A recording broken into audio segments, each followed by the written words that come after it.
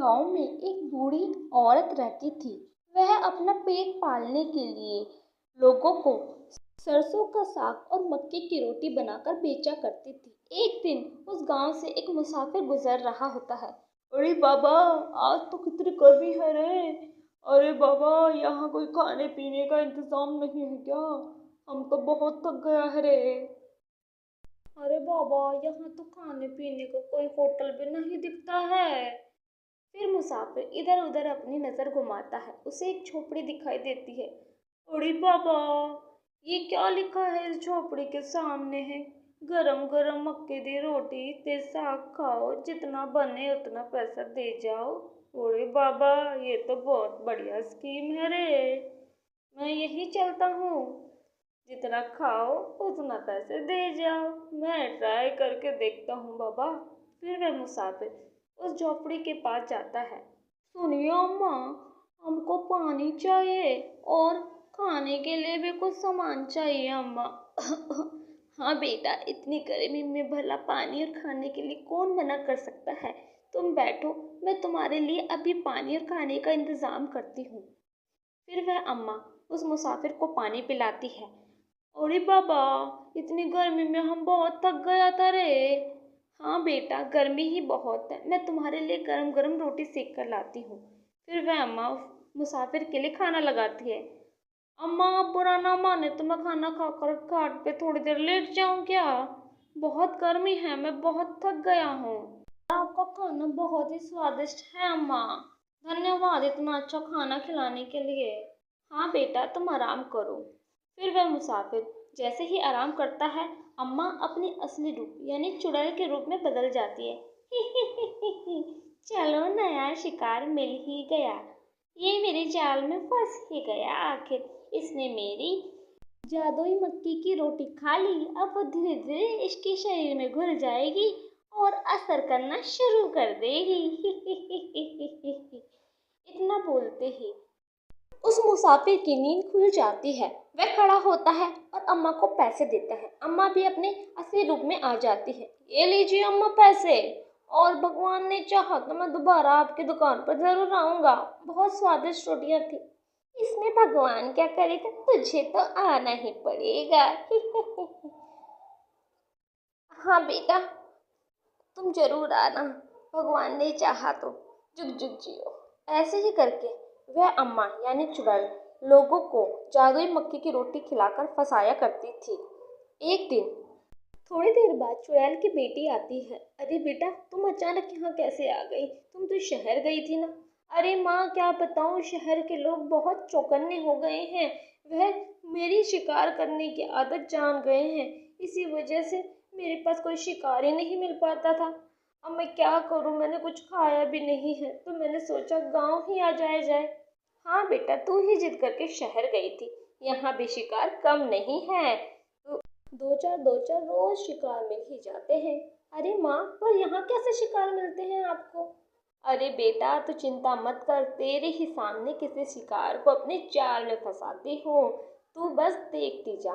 थोड़ी देर बाद पास के गांव का एक व्यक्ति अम्मा के यहाँ आते हैं। अम्मा और उसकी बेटी इंसानी रूप में बदल जाती है। अरे माँ जी, जल्दी से सरसों का साग और रोटी बना के लाइए, मुझे बहुत भूख लगी है। हाँ बेटा, तुम बैठो, मैं अभी बस गर्मा गर्म रोटियां सेक कर लाती हूँ तुम्हारे लिए। अरे, ये मेरी माँ को क्या हो गया है? इंसान खुद यहाँ चलकर आ रहे हैं और ये मेरी माँ लोगों को रोटियां और सरसों का साग बना के खिला रही है। ये बुढ़िया सटिया गई है लगता है। वह व्यक्ति जादुई रोटी और सरसों का साग खाकर वहां से चला जाता है। फिर वह अपने असली रूप में आ जाती है। अरे माँ, ये क्या नौटंकी है? इंसान खुद चल के तुम्हारे पास आ रहे हैं। बेटा, ये जादुई रोटी है। जो भी इन्हें खा लेगा उसकी 1 महीने के ही अंदर दोबारा से ये रोटी खाने की तलब बढ़ जाएगी और मैं फिर उसका आसानी से शिकार कर पाऊंगी। तुम समझ गई ना मेरी क्या चाल है शिकार को फंसाने की? हाँ माँ, मैं समझ गई। क्यों ना हम रोटी मेकर ले आए? रोटी मेकर वो क्या होता है? अरे माँ, रोटी मेकर एक मशीन होती है जिससे आप 1 घंटे में बनाने वाली रोटियों को 15 मिनट में बना सकते हैं और बहुत सारे लोगों को अपने शिकार बना सकती है जादुई रोटी खिलाकर। इससे हमारा काम भी आसान हो जाएगा और समय भी बचेगा। फिर वह चुड़ैल की बेटी शहर जाकर रोटी बनाने वाली मशीन खरीद लाती है, जिससे वह आए दिन लोगों को फंसाया करती थी और आसानी से बहुत सारी रोटियां बनाती थी। उसकी बेटी ने शहर तक भी रोटियों की पहुंच पहुंचा दी थी। अब शहर से भी लोग गांव आकर उस जादुई रोटी को खाने आते थे। ऐसे ही दिन ब दिन लोगों की संख्या बढ़ती जा रही थी। एक दिन वह मुसाफिर जो सरसों की रोटी खाकर गया था, उसकी तलब बढ़ती है। उड़ी बाबा रे, आज अचानक से मेरा सरसों का साग और मक्के की रोटी खाने का बहुत मन कर रहा है। मुझे लगता है मुझे फिर से वही उस अम्मा के ढाबे पे जाना पड़ेगा रे।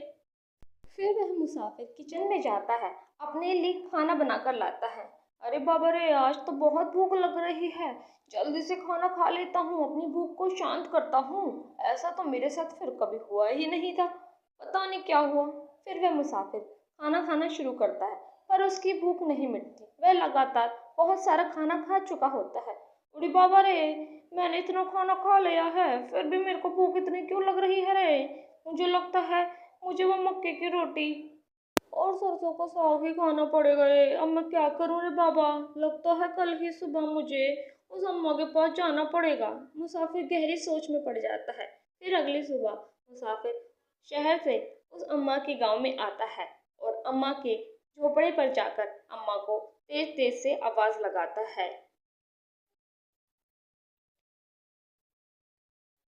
अम्मा, अम्मा बाहर आओ। अम्मा, कहाँ चले गई आप?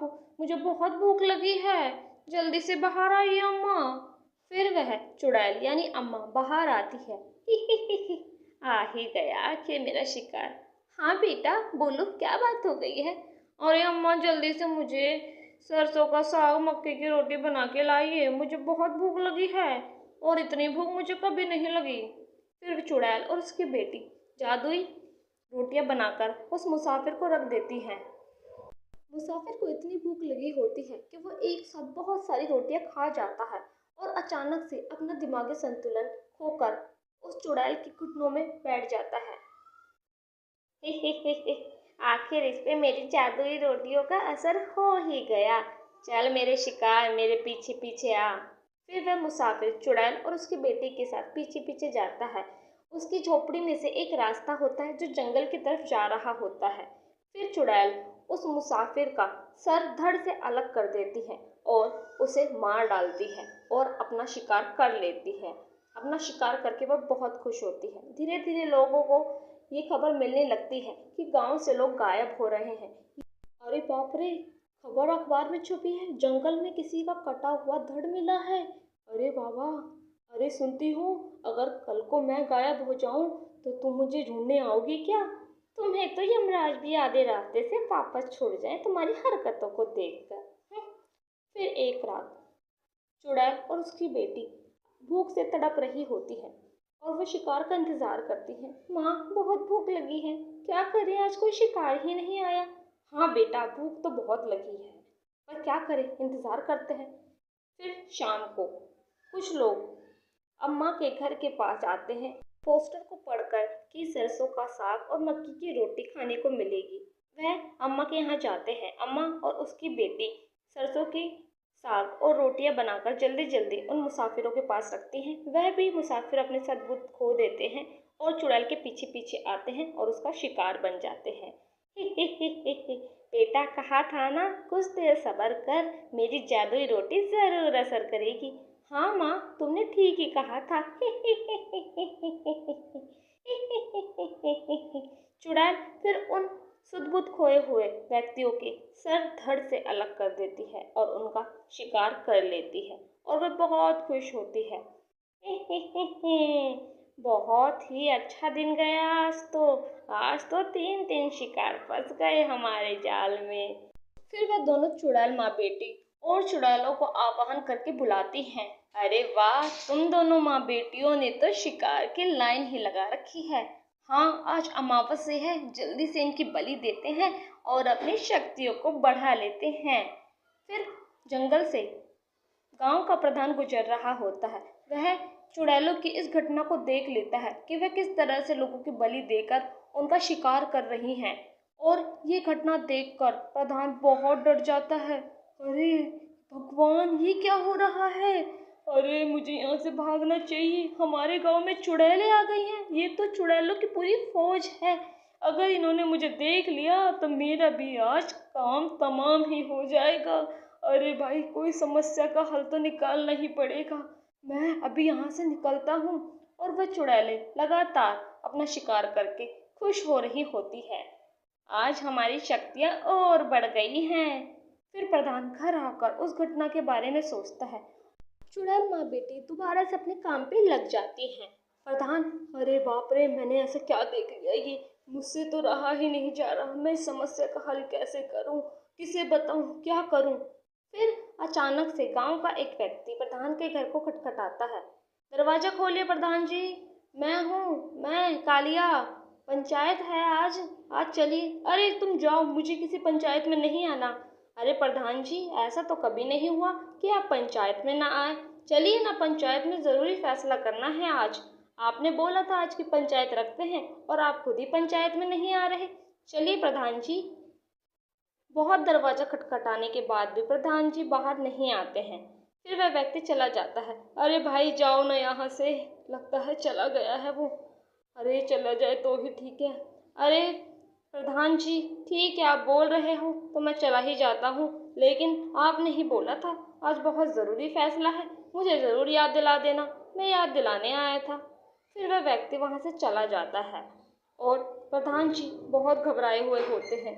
अरे मैं इसे कैसे बताऊं कि आज जो मैंने देखा वो क्या देख लिया मैंने।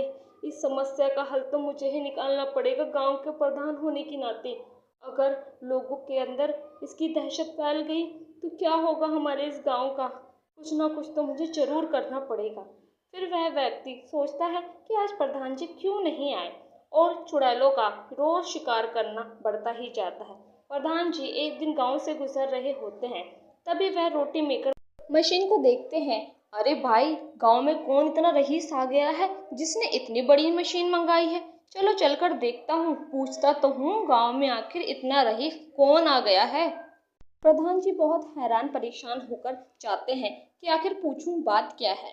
फिर प्रधान जी अम्मा के ढाबे पे पहुंचते हैं, जहां पर वह चुड़ैल माँ बेटी लोगों को रोटियां परोस रही होती है। अरे भाई, ये मैं क्या देख रहा हूँ, इस गरीब अम्मा के पास इतनी बड़ी मशीन कहाँ से आ गई। और ये बेटी, हमने तो कभी देखा नहीं कि अचानक से इसकी बेटी कहाँ से आ गई है और ये लोगों को मक्की की रोटी और सरसों का साग बना के खिला रही है। कुछ तो गड़बड़ है, पता लगाना पड़ेगा। फिर वह व्यक्ति सरसों की रोटियां और साग खाने के बाद अम्मा से सोने के लिए बोलता है। फिर वह दोनों माँ बेटियां चुड़ैल में बदल जाती है। ही ही ही ही, शिकार पे शिकार मिलते जा रहे हैं हमें अपनी जादुई रोटी खिलाने की वजह से। हमें कोई मशक्कत मेहनत करने की ज़रूरत नहीं। रोटी मेकर से रोटियां बनाओ और जादुई रोटी इनको खिला दो। ये सारी बात गांव का प्रधान सुन रहा होता है। अरे ये क्या, ये अम्मा और उसकी बेटी दोनों चुड़ैल निकली। अरे ये तो वही चुड़ैल है जिसको मैंने उस दिन जंगल में देखा था। मुझे नहीं पता था ये भोली भाली गरीब से दिखने वाली अम्मा चुड़ैल निकलेगी। भोले भाले गांव वालों ने इसे गरीब समझकर गांव में शरण दी और ये तो गांव की चुड़ैल निकली। इसने तो गांव वालों को ही शिकार करना शुरू कर दिया।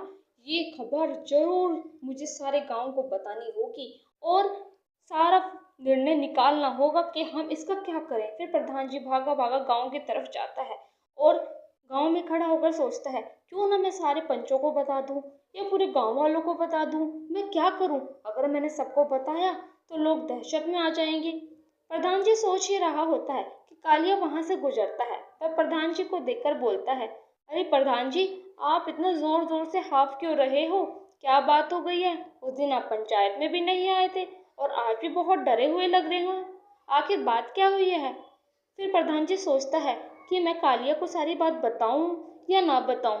अरे प्रधान जी किस सोच में पड़ गए। अरे देखो कालिया भाई, मुझे लगता है कि मैं तुम्हें बात बताऊं, लेकिन तुम उस बात का विश्वास करोगे भी या नहीं करोगे, इसी सोच में हूँ मैं। लेकिन अब मुझे लग रहा है तुम्हें बता ही देनी चाहिए। वो गांव में रहने वाली अम्मा और उसकी बेटी चुड़ैल है जो लोगों का शिकार कर रही हैं। क्या बात कर रहे हो प्रधान जी, क्या आप सच कह रहे हो। हाँ भाई, मैंने उसे अपनी आंखों से देखा है। अब मुझे इस समस्या का हल निकालना है। तो मैं सोच रहा हूँ कि गांव में किसको बताऊँ। तो भाई मैंने तुम्हें ही बताया है, तुम ही सोचो, कोई हल निकालो इस बात का। अगर हमने गांव में किसी को भी बताई तो सबको डर और दहशत फैल जाएगी। हमें क्या करना चाहिए कालिया, तुम ही मुझे कुछ बताओ, क्योंकि मैं अपने गांव वालों को ऐसे इस चुड़ैल का शिकार होते हुए नहीं देख सकता हूँ। मुझे अपने गांव वालों को बचाना है, उनकी जान के साथ खिलवाड़ नहीं करना। हाँ प्रधान जी, आप बात तो सही कह रहे हो। हाँ कालिया, मैं यही सोच रहा हूँ कि कैसे इस समस्या का हल निकालूं, जिससे इन चुड़ैलों से मुक्ति भी मिल जाए और गांव वाले लोग भी बच जाए। मैं यही सोच रहा हूँ कि कैसे कैसे मैं इन्हें भगाऊं यहाँ से। फिर कालिया और प्रधान जी गहरी सोच में पड़ते हैं। कालिया बोलता है, हम पंचों को भी नहीं बता सकते, तो हम ऐसा करते हैं, किसी तांत्रिक की मदद लेते हैं। फिर प्रधान जी और कालिया तांत्रिक बाबा के पास जाते हैं, अपने गांव में हो रही सारी दास्तान तांत्रिक को बताते हैं। तांत्रिक भी समझ जाता है कि आखिर मसला क्या है। वह प्रधान जी से और कालिया से बोलता है कि मैं ज़रूर आपके साथ चलूँगा। मैं अपनी एक जादुई किताब लेकर उसमें से इस समस्या का तोड़ निकाल लेता हूँ, उसके बाद मैं आपकी मदद ज़रूर करता हूँ। तांत्रिक बाबा जादुई किताब में से हल निकाल के बताते हैं कि इसे करने से तुम्हारी जान को भी खतरा हो सकता है। ये चुड़ैल खून पीने वाली चुड़ैलें हैं, ये कुछ भी कर सकती हैं, ये बहुत खतरनाक है, इसमें जान जाने का खतरा अवश्य ही बनेगा। सोच लीजिए प्रधान जी और कालिया, आप दोनों, कालिया और प्रधान जी दोनों सोच में पड़ते हैं, लेकिन फिर उन्हें अपने गांव वालों की चिंता होती है। अरे तांत्रिक बाबा जी, कुछ भी हो जाए, एक ना एक तो मृत्यु सबको ही आनी है। अगर हम अभी कायर बन जाएंगे तो ऊपर जाकर भगवान को क्या मुंह दिखाएंगे। आप कुछ भी हो जाए, इस चुड़ैल को भगाने की तरकीब हमें बताइए, हम जरूर करेंगे। क्यों कालिया, हम दोनों मिलके इस काम को जरूर करेंगे। हमें अपने गांव वालों की जान का बहुत ख्याल रखना है। ठीक है, अगर तुम बोलते हो तो। हाँ हाँ तांत्रिक बाबा, हम इस काम को करने के लिए तैयार हैं। आप बस हमें अपना सारा तंत्र मंत्र बता दीजिए कि हमें कैसे करना है और क्या करना है। फिर कालिया और प्रधान जी अम्मा के घर जाते हैं। एक जादुई खंबा जो अभिमंत्रित होता है उसे वहाँ गाड़ देते हैं और आटे में मंत्रित भभूत मिला देते हैं और वहाँ से चले जाते हैं। प्रधान जी, कल मैं इस बुढ़िया के घर पे जाऊँगा और देखता हूँ कल क्या होता है। जैसे तांत्रिक ने बताया है वैसे ही सारा कुछ हम करेंगे और इसे इस गांव से भगाकर ही मानेंगे। ठीक है। फिर अगली सुबह, उठ जा मेरी गुड़िया रानी, नए शिकार का टाइम हो गया है, हमें रोटियां भी बनानी है। हाँ हाँ माँ, क्यों नहीं, हमें रोटियां बनानी है, मैं आटा लेकर आती हूँ अभी रसोई से। फिर वह बेटी किचन में जाती है और वो जादुई अभिमंत्रित खंबे से टकराती है। अरे ये खंबा कहाँ से आ गया, पता नहीं माँ भी क्या क्या करती रहती है घर में। फिर कालिया सुबह अम्मा के घर जाता है। अम्मा जल्दी से खाना लगा दीजिए, मुझे बहुत भूख लगी है। चलो बेटा, हमारा शिकार आ गया है, अब हमें अपना काम शुरू करना चाहिए। वह कालिया के सामने खाने रखती है, लेकिन कालिया तांत्रिक द्वारा बताए हुए अनुसार अम्मा से बोलता है, अम्मा आप भी भूखी होगी, मैं अकेला खाना कभी नहीं खाता, आप भी दोनों माँ बेटे थोड़ा थोड़ा खाना मेरे में से खा लीजिए, वरना मुझे अच्छा नहीं लगता। चुड़ैल भी सोचती है इससे हमारा क्या ही बुरा होगा। हाँ बेटा, तुम कहते हो तो हम खा लेते हैं। वे जैसे ही अभिमंत्रित खाना खाती है वह असली रूप में आ जाती है। देखो देखो, हमारी तरकीब काम कर गई प्रधान जी, बाहर आ जाइए, ये दोनों अपनी असली रूप में आ गई। ए कालिया, तूने हमारे साथ गद्दारी की, हमें धोखा दिया। प्रधान जी भी वहां आ जाते हैं। हमने तुम्हें कोई धोखा नहीं दिया, हमने जैसे कुछ तैसा किया। तुम भोले भाले लोगों का शिकार करके उन्हें जान से खत्म कर दी थी। फिर प्रधान जी और कालिया उस अभिमंत्रित खंबे की तरफ चुड़ैल माँ बेटी को धक्का देते हैं। मंत्रों की शक्तियों से वह दोनों माँ बेटी अभिमंत्रित खंबे में समाहित हो जाती है और गांव वालों को उन चुड़ैलों से मुक्ति मिल